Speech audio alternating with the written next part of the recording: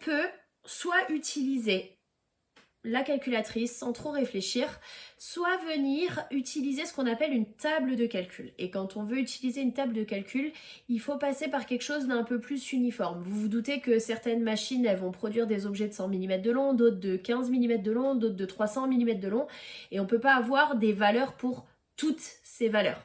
Donc, ce qui est possible de faire mathématiquement, je ne vais pas vous le montrer, c'est un peu difficile de l'illustrer, mais ce qui est possible de faire, c'est que notre cloche là, au lieu qu'elle soit au-dessus de 100, c'est de la décaler par un calcul pour qu'elle soit au-dessus de 0, et puis de se débrouiller pour que y ait plus un écart type de 0,1 seulement, mais l'élargir un petit peu pour qu'il y ait un écart type de 1.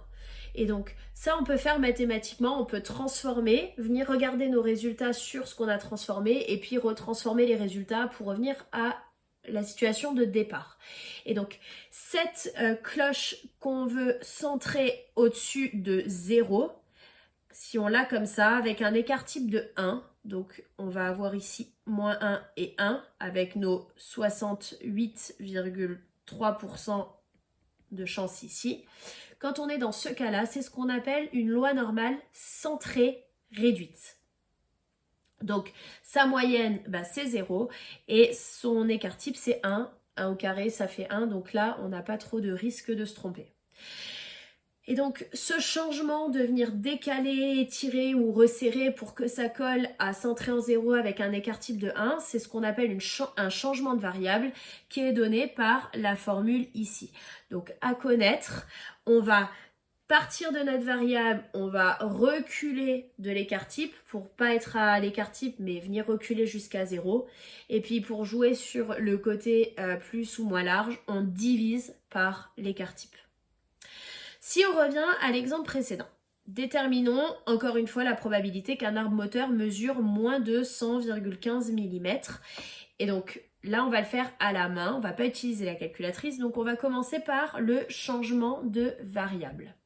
Donc on veut que notre longueur de pièce soit plus petite que 100,15.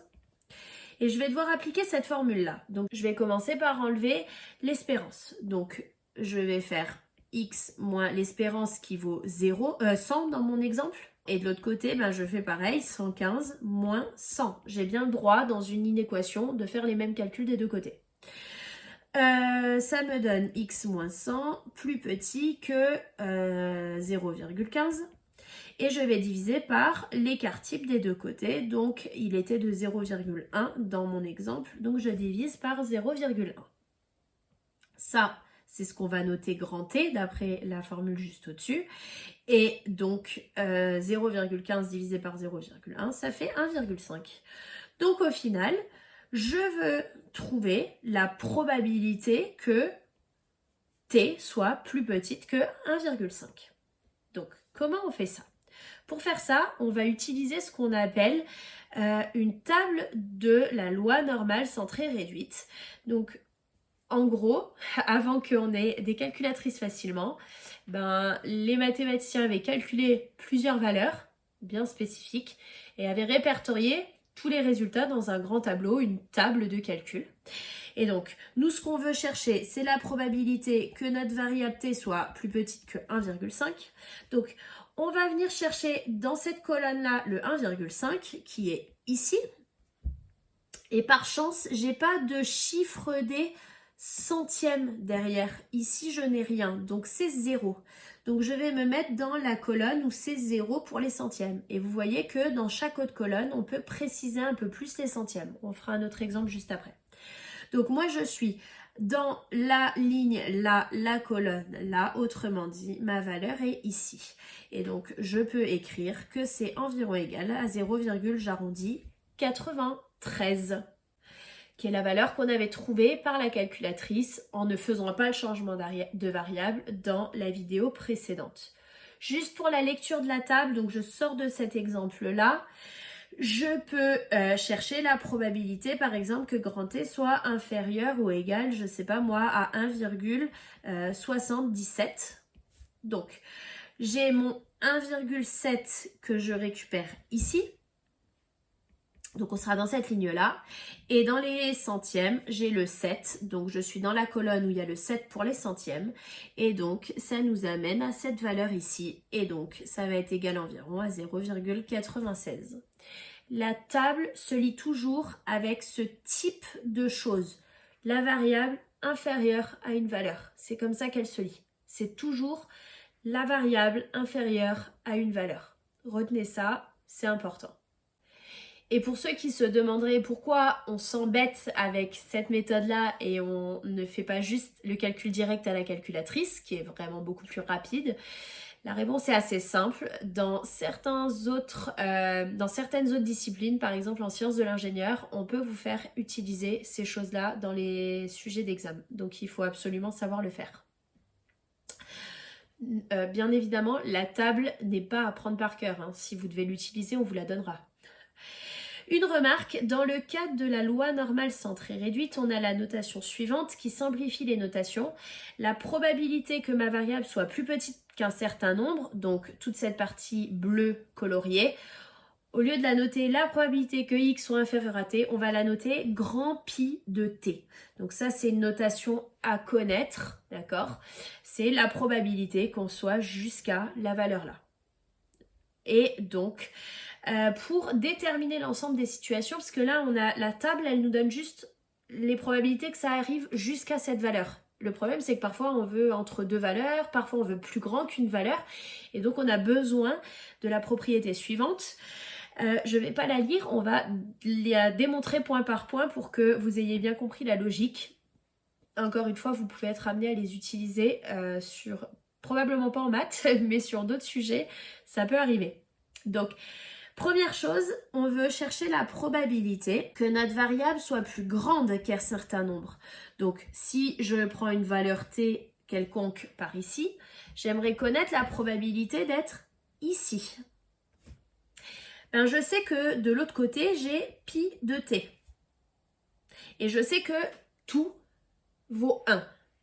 Donc, pour la calculer, il suffit de se rendre compte que être plus grand, c'est le contraire de être plus petit.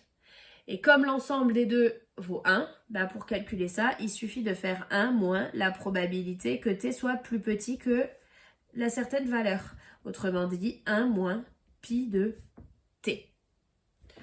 Deuxième propriété, on prend une valeur t positive. Donc encore une fois, par exemple, je mets mon t ici. Et je veux connaître la probabilité d'avoir moins t. Donc moins t est ici. Et donc on veut cette probabilité ici. Ben, la partie hachurée en bleu, c'est exactement la même R que la partie hachurée en vert ici. Et la partie hachurée en vert ici, c'est ce qu'on a utilisé à la question d'avant. Autrement dit, c'est la probabilité que notre variable soit plus grande que petit t. Et ce qu'on a calculé juste avant, c'est que c'est 1 moins pi de t. Troisième cas, on prend deux valeurs a et b avec a plus petite, donc par exemple a ici et b ici. Et on veut la probabilité que notre variable soit entre a et b. Donc on veut connaître cette surface ici. Ben, qu'est-ce que c'est cette surface ici? C'est toute la partie verte à laquelle j'enlève la petite partie rouge ici. Autrement dit, c'est la surface jusqu'à B, donc pi de B, moins la partie rouge, la surface jusqu'à A. Donc assez intuitif. Et dernier cas, je prends T et moins T, donc je me remets ici et là. Et je veux connaître la probabilité d'être entre moins T et T. C'est exactement la même chose qu'avant. Donc c'est pi de T moins pi de moins T. Et pi de moins t, on l'a juste ici, c'est 1 moins pi de t. Si j'enlève les parenthèses moins et moins ici, ça me fait plus, donc j'ai 2 pi de t moins 1. Et voilà, mes formules sont démontrées. Formules qu'il va falloir utiliser de temps à autre. On termine avec un dernier exemple. Déterminons en utilisant la table de la loi normale la probabilité que l'arbre moteur ait une longueur entre 99,85 et 100,15. Donc on va vérifier ce qu'on avait obtenu par la calculatrice. On reprend le changement de variable précédent. On veut que notre x soit entre 99,85 et entre 100,15. Je refais la même chose qu'avant. J'enlève la moyenne pour me centrer à 0. Donc, des deux côtés, je fais moins 100. Je l'écris ici pour gagner du temps. 99,15 moins 100, ça fait moins 0,15. Et de l'autre côté, ça va faire 0,15. Et pour l'élargir et qu'il y ait un écart type à 1, je divise par 0,1 qui était l'écart type de notre exemple. Ça me donne donc moins 1,5, la variable, la nouvelle qui s'appelle grand T, et 1,5. Et donc on veut la probabilité que on soit entre moins 1,5 et 1,5. J'ai moins T ici, T ici. Donc je vais utiliser ma formule. 2 fois la probabilité que ça soit jusqu'à 1,5, moins 1. Je reviens à mon tableau. 1,5, on était à cette valeur-là, 0,93. Cette fois-ci, je vais l'utiliser avec la valeur exacte, enfin, du tableau complète. J'arrondis pas tout de suite puisque j'ai pas fini le calcul. Et 2 fois 0,9332 moins 1, ça nous donne environ, en arrondissant au centième, 0,87, qui est exactement la même valeur qu'on avait trouvée en faisant les calculs directement par la calculatrice. Voilà pour ce chapitre.